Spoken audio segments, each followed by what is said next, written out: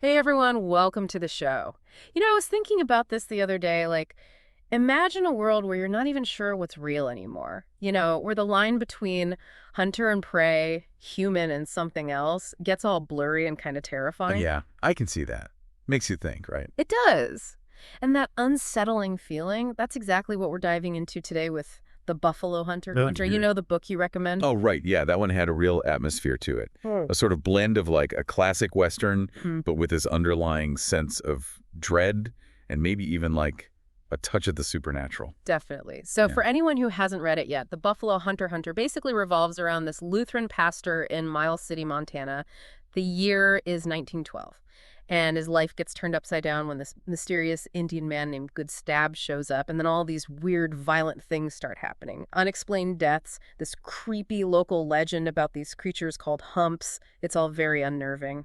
Yeah, I can see that. And then on top of that, you've got this whole other storyline set in the present day where an academic, maybe even a descendant of someone involved in the past events, finds this old journal that seems to hold the key to unlocking these mysteries, and they're forced to confront this potentially violent history.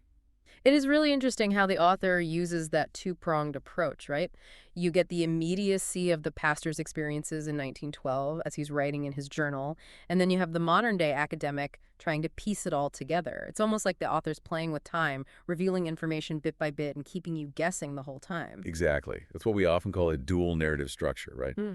And it really allows the author to kind of mess with perspective and keeps the reader engaged. One of the things that really impressed me, though, was how vividly the author describes the setting, like the Montana landscape and the community in Miles City back in 1912. You really get this sense of isolation, the vastness of the land, and the tension simmering beneath the surface of this small community. It just creates this perfect backdrop for things to go very wrong. Absolutely. You're right. It's not just a setting. It's almost like another character in the story. Yeah. Little details, like how a salvaged church bench outside a lodging house is used as a community bulletin board, really ground you in the time and place. It speaks to a certain resilience and self-reliance, but also maybe hints at a vulnerability. And then there's Good Stab, such a fascinating character. His identity is so fluid, shifting between all these different names. Weasel Plume, Good Stab, Takes No Scalps. He's even called the Full Blood.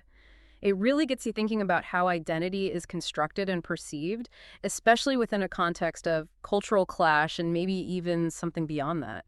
Right. It's not just about different names. It's deeper than that. It's like each name reflects the impact of trauma, cultural displacement. Mhm. It makes you, as the reader, question, what does it truly mean to have an identity? And how can external forces shape or even like shatter that sense of self? And then you have these hints at a transformation that goes beyond just his name. Yeah, it's really intriguing. I have to admit, at times, jumping back and forth between the past and present narratives required a little extra focus to keep everything straight. But ultimately, the way those connections build up is incredibly compelling. It's like the discoveries the academic makes in the present day become this lens through which we can re-examine the pastor's increasingly desperate journal entries and understand them in a whole new light. And when you think about it, that nonlinear structure is really effective in showing how the past continues to have a grip on the present. The academic's journey isn't just about uncovering historical facts, it's something much more personal. You get the sense that it could even be dangerous for them, suggesting these old conflicts and mysteries haven't been resolved. And it makes you think about how unresolved historical trauma can echo through generations. Exactly. I know there were a few parts where the pacing felt a bit off, especially as the two timelines started to come together. But overall, The Buffalo Hunter gets a solid 4 out of 5 stars from me. It's such an original, thought-provoking read that blends genres in a way that's both unique and unsettling, and it definitely lingers in your mind long after you've finished reading. Yeah, 4 out of 5 stars seems fair. It's definitely a book that stays with you. I mean, the jumping back and forth in time, the ambiguity of what's really happening, that might not be for everyone, but there's a lot to unpack here. The authors created something that feels rooted in a specific historical context, but also taps into something primal, maybe even supernatural. So if you're intrigued by what we've talked about today and want to explore the blurred boundaries of The Buffalo Hunter for yourself, you can find a link to the book on Amazon in the description below. We highly recommend checking it out. And if you enjoyed this deep dive and want to explore more fascinating sources with us, don't forget to like this video and subscribe to our channel. Thanks so much for joining us today, and we'd love to hear from you. What aspect of the Buffalo Hunter grabbed your attention? The atmosphere, the mystery surrounding Good Stab, the shifting timelines? Let us know in the comments below. We're always excited to hear your thoughts and interpretations. Feel free to leave a comment and share this deep dive with anyone who might find it interesting.